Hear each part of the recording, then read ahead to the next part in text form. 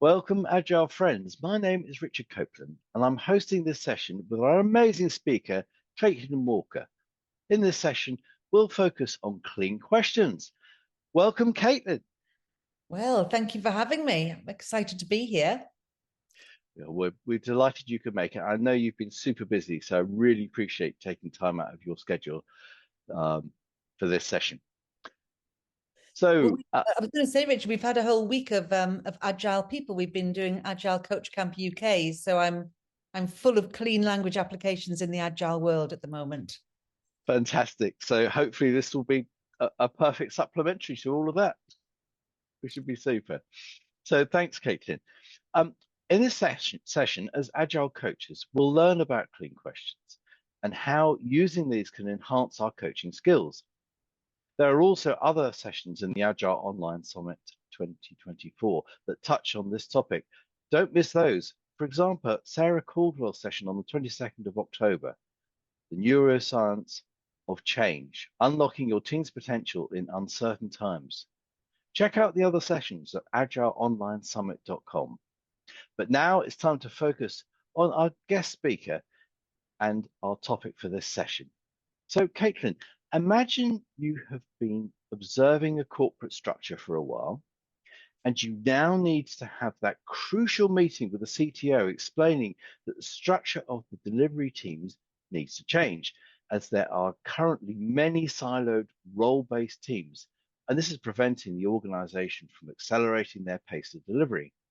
Can you explain what are clean questions and how you would use them in this context when supporting the Agile mindset?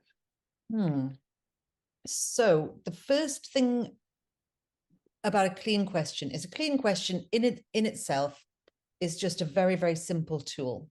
It simply means that you ask a question that's devoid of your assumptions, presuppositions, and it constrains you to ask a question which leaves the other person free to answer any way that they want to with their own expertise and experience. So in this under these circumstances, if I'd been observing a team, what I'd be looking for are patterns, dynamics, evidence, again, relatively devoid of my assumptions. So having a clean stance is as important as asking a clean question. So that means I notice what's happening in the teams, I notice them as patterns, and then I can bring them to the attention of whoever I'm discussing this with and say, okay, here's what I'm noticing. Here's what your outcome was for this team. And either here's a pattern of command and control. So within this meeting, this person spoke and all questions and answers go through them. Therefore, if that's what you want, then that's great. If what you wanted was an interactive, collaborative, self-organizing system, you wouldn't expect to see that pattern. You'd be expecting to see people challenging one another, or when somebody raises a problem, somebody says, oh, that's interesting. Does anybody have any resources applicable to this problem? Or what would we like to have happen? And you would see an intelligent network of attention across a group that would indicate a collaborative effect.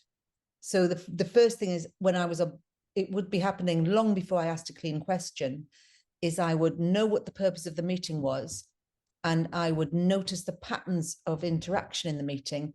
And that's what I'd be bringing to people's attention. I'd be saying, seeing a lot of this, I'm hearing a lot of this. What I'm not seeing and hearing is this. If you bring in clean questions, what we're bringing in is a set of tools to facilitate the way that the group pays attention to themselves and one another, and can shift and navigate between problems, inquiring, and making sure that we get stuff done together better. Got it. So thank you. So just well, you're mentioning about looking at the group dynamics. Can you use this on a one-to-one basis? Oh, absolutely. I think there are many more people in the clean language and the Agile world use clean questions one-to-one. So if you think about coaching somebody one-to-one, with a clean question, you fundamentally trust that person to come up with their own answers. You can ask them questions about what is happening, what they'd like to have happen, what resources they've got available, what problems they're moving away from. So you're still coding in the terms of you're noticing what kind of patterns the way that people are talking, what kind